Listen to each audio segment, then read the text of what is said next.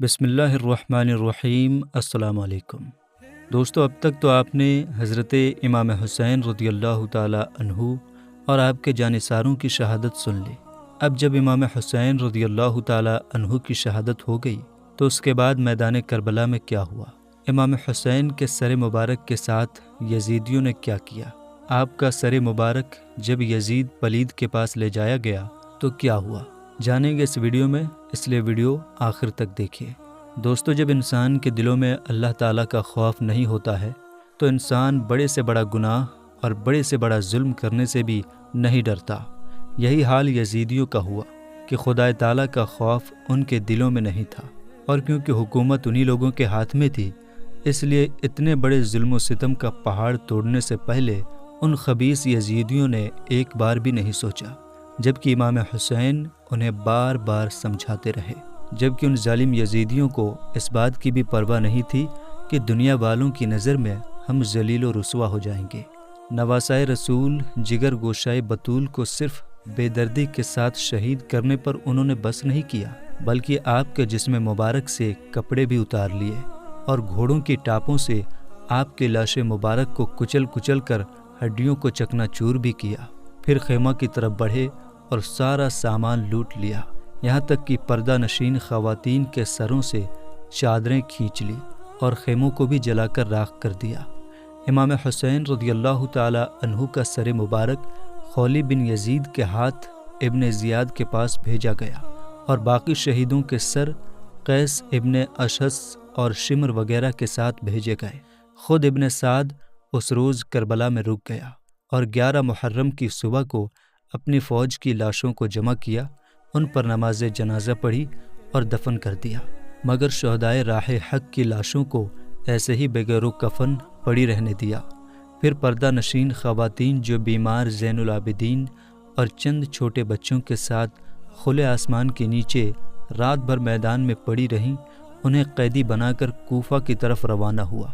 یزیدی فوج کے ایک سپاہی کا بیان ہے کہ جب حضرت زینب اپنے بھائی حضرت حسین کی لاش سے گزری تو بہت ہی درد کے ساتھ روتے ہوئے کہا، آپ پر اللہ اور تمام فرشتوں کا درود و سلام ہو۔ حسین میدان میں پڑے ہوئے ہیں، خون میں ڈوبے ہوئے ہیں اور جسم مبارک ٹکڑے ٹکڑے ہیں۔ آپ کی بیٹیاں قید میں جا رہی ہیں، آپ کی اولاد قتل کی گئی، ہوا ان کی لاشوں پر خاک اڑا رہی ہے۔ حضرت زینب کے ان الفاظ کو سن کر دوست و دشمن سب رونے لگے۔ پھر جب کربلا سے یزیدی لشکر چلا گیا تو قبیلہ بنو اسد جو قریب کے گاؤں غازریہ میں رہتا تھا، حضرت امام حسین اور ان کے ساتھیوں کی لاشوں کو آ کر دفن کیا۔ امام حسین کا سر انور جب کوفہ پہنچا اور بھرے دربار میں ابن زیاد کے سامنے ایک بڑی تھالی میں رکھا گیا، اس وقت ظالم ابن زیاد کے ہاتھ میں چھڑی تھی، جس سے وہ آپ کے لبوں اور دانتوں کو ٹھوکر دینے لگا۔ سرکار اقدس صلی اللہ تعالی علیہ وسلم کے بوڑھے صحابی حضرت زید بن ارقم رضی اللہ تعالی عنہ اس وقت وہاں موجود تھے۔ اس گستاخی کو دیکھ کر تڑپ اٹھے اور روتے ہوئے فرمایا، چھڑی کو ہٹا لے، خدا کی قسم میں نے اپنی آنکھوں سے رسول اکرم صلی اللہ تعالی علیہ وسلم کو دیکھا ہے کہ وہ ان لبوں اور دانتوں کو چوما کرتے تھے، اور پھر وہ زارو قطار رونے لگے۔ ابن زیاد نے کہا، خدا تجھے خوب رلائے، اگر تو بوڑھا نہ ہوتا اور تیری عقل خراب نہ ہو گئی ہوتی تو میں تیری گردن مار دیتا۔ حضرت زید وہاں سے اٹھے اور یہ کہتے ہوئے چلے گئے کہ غلام نے غلام کو حاکم بنا دیا، جس نے سارے بندگان خدا کو اپنا خانہ زاد بنا دیا۔ اے قوم عرب، آج سے تم سب غلام ہو گئے، تم نے فرزند رسول کو قتل کیا اور مرجانہ کے بیٹے کو اپنا حاکم بنا لیا، جو اچھوں کو قتل کر رہا ہے اور بروں کو غلام بنا رہا ہے۔ تم نے ذلت کو گوارا کر لیا، اور جو ذلت کو گوارا کرے اس پر خدا کی مار ہو۔ اعلان ہوا کہ لوگ بڑی مسجدوں میں جمع ہو جائیں۔ جب بہت سے لوگ وہاں اکٹھا ہو گئے تو ابن زیاد بدنہاد مسجد میں گیا اور منبر پر کھڑے ہو کر کہا، اللہ کا شکر ہے جس نے حق اور حق کا ساتھ دینے والوں کی مدد کی۔ امیر المومنین یزید بن معاویہ اور ان کے ساتھیوں کو کامیابی عطا فرمائی اور ان کو جیت دلائی، اور کذاب ابن کذاب حسین بن علی اور ان کے گروہ کو ہار دلائی اور ان کو ہلاک کیا۔ معاذ اللہ ثم معاذ اللہ۔ جب اس بدبخت نے حضرت امام حسین اور ان کے والد گرامی حضرت علی رضی اللہ تعالی عنہما کو کذاب کہا تو حضرت عبداللہ بن عفیف ازدی جو اہل بیت سے محبت رکھتے تھے دونوں آنکھوں سے معذور تھے اور سارا دن ذکر و فکر اور نماز پڑھنے کے لیے مسجد میں گزارتے تھے۔ وہ ابن زیاد کی گستاخی کو برداشت نہ کر سکے، بے تاب ہو کر کھڑے ہو گئے اور غصے سے کانپتے ہوئے فرمایا، او ابن مرجانہ، تو ہی کذاب ابن کذاب ہے، اور جس نے تجھے حاکم بنایا وہ بھی کذاب ہے۔ حسین سچے، ان کے باپ سچے، ان کے نانا سچے، تم لوگ اولاد رسول کے قتل کے مجرم ہو اور باتیں صدیقین جیسی کرتے ہو۔ ابن زیاد نے کہا، اسے پکڑ لو۔ سپاہیوں نے گرفتار کر لیا۔ ابن عفیف کی قوم کے بہت سے لوگ وہاں موجود تھے، انہوں نے ان کو چھڑا لیا، مگر ظالم ابن زیاد کو ان کا خون بہائے بغیر چین نہ آیا۔ گھر سے بلوا کر ان کو قتل کیا اور لوگوں کے بیچ ان کی لاش کو سولی پر لٹکا دیا، اور اس طرح ایک اور جانثار کی شہادت ہوئی۔ پھر ابن زیاد بدنہاد نے امام حسین رضی اللہ تعالی عنہ کے سر مبارک کو کوفہ کے گلی کوچوں اور بازاروں میں پھروایا اور اس طرح اپنی بغیرتی و بے حیائی کا مظاہرہ کیا۔ اس کے بعد حضرت امام حسین رضی اللہ تعالی عنہ اور ان کے تمام جانثار شہداء کرام کے سروں کو اور اہل بیت کو قیدی بنا کر ایک جماعت کے ساتھ شمر وغیرہ کی نگرانی میں یزید پلید کے پاس اس حالت میں روانہ کیا کہ حضرت زین العابدین رضی اللہ تعالی عنہ کے ہاتھ پاؤں کو جنزیروں میں جکڑ دیا گیا تھا اور بیبیوں کو اونٹوں کی ننگی پیٹھوں پر بٹھایا گیا تھا، اور ظالم نے حکم دیا تھا کہ سروں کو نیزوں پر اٹھائے ہوئے آبادیوں سے ہو کر گزرنا تاکہ لوگوں کو سبق ملے اور آئندہ کوئی یزید کے خلاف بغاوت نہ کر سکے۔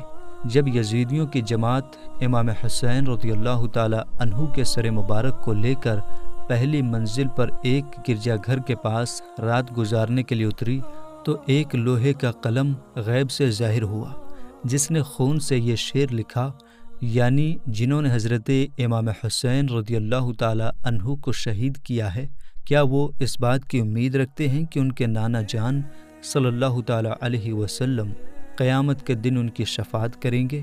اور کچھ روایتوں میں ہے کہ دیوار پر یہ شعر پہلے سے لکھا ہوا تھا۔ بدبختوں نے جب دیکھا تو بہت حیران ہوئے اور گرجا گھر کے راہب سے پوچھا کہ یہ شعر کس نے لکھا ہے اور کب کا لکھا ہوا ہے؟